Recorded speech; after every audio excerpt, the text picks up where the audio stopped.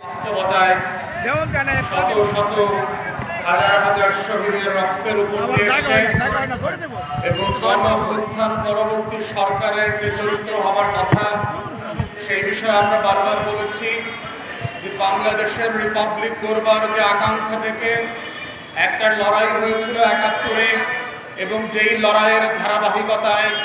৯০ ছেড়িয়ে এসে বাংলাদেশে গত ২৪শে জুলাই আগস্টে যে অভূতপূর্ব পরিবর্তনের আকাঙ্ক্ষা তৈরি হয়েছে সেটার মধ্য দিয়ে যে সরকার গঠিত হয়েছে আমরা দেখতে পাচ্ছি যে তারা অনেক ভালো সিদ্ধান্ত এবং কাজ যেমন করছেন ঠিক একইভাবে সরকারের বিভিন্ন জায়গায় প্রশাসনের বিভিন্ন খাতে যেই সংস্কার আনার দরকার ছিল যেই মানুষগুলোকে পরিবর্তন করে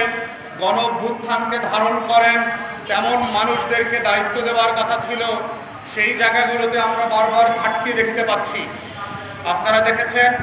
গত কয়েকদিন আগে আমেরিকাতে প্রেসিডেন্ট ডোনাল্ড ট্রাম্প দায়িত্ব নিয়েছে এবং দায়িত্ব নেওয়ার ২৪ ঘন্টার মধ্যে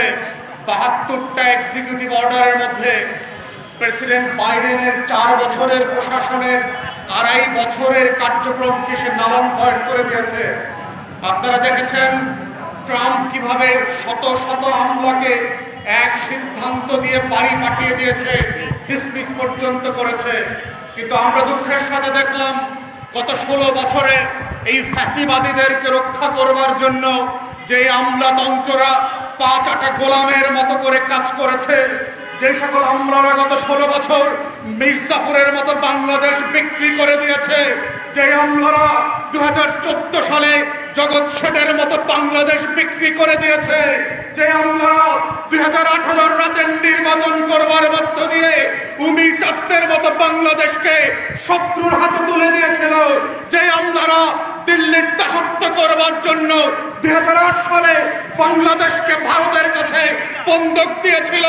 যে আমলারা ২০২৪-এর ফেক নির্বাচনের মধ্য দিয়ে বাংলাদেশের গণতন্ত্র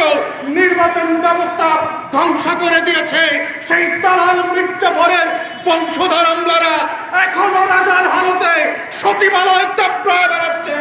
বাংলাদেশ এই কারণে রক্ত দেয় নাই, ১৭০০ শহীদ জুলাই আগস্টে রক্ত দিয়ে গণঅভ্যুত্থান এই কারণে করে নাই যে হাসিনার টাউরা সন্তানরা যে সকল পটপর আমলারা বাংলাদেশ বিক্রির দাসখত করেছে, শত শত স্মারক আর চুক্তি করে ভারতের কাছে রাষ্ট্র বিক্রি করে দিয়েছে, সেই দালাল আমলাদের কথায় আমাদের এখনো চলতে হবে। রক্ত দিয়ে বাংলাদেশ তৃতীয়বার ২৪-এর গণঅভ্যুত্থান এই কারণে করে নাই যে আমলাদের কথা মতো অন্তর্বর্তীকালীন সরকারকে ভুল সিদ্ধান্ত নিতে হবে, এই কারণে করা হয় নাই। গরিব মানুষের উপরে আমলাদের পরামর্শে ভ্যাট পড়াতে হবে, স্থানীয় প্রশাসন ব্যবস্থা ধ্বংস করে দিতে হবে। প্রিয় দেশবাসী, তাই আমরা বারবার বলছি গণঅভ্যুত্থানের স্পিরিট হচ্ছে নতুন বাংলাদেশে জাতীয় শত্রু মিত্র চেনার রাজনীতি বোঝা। নতুন বাংলাদেশে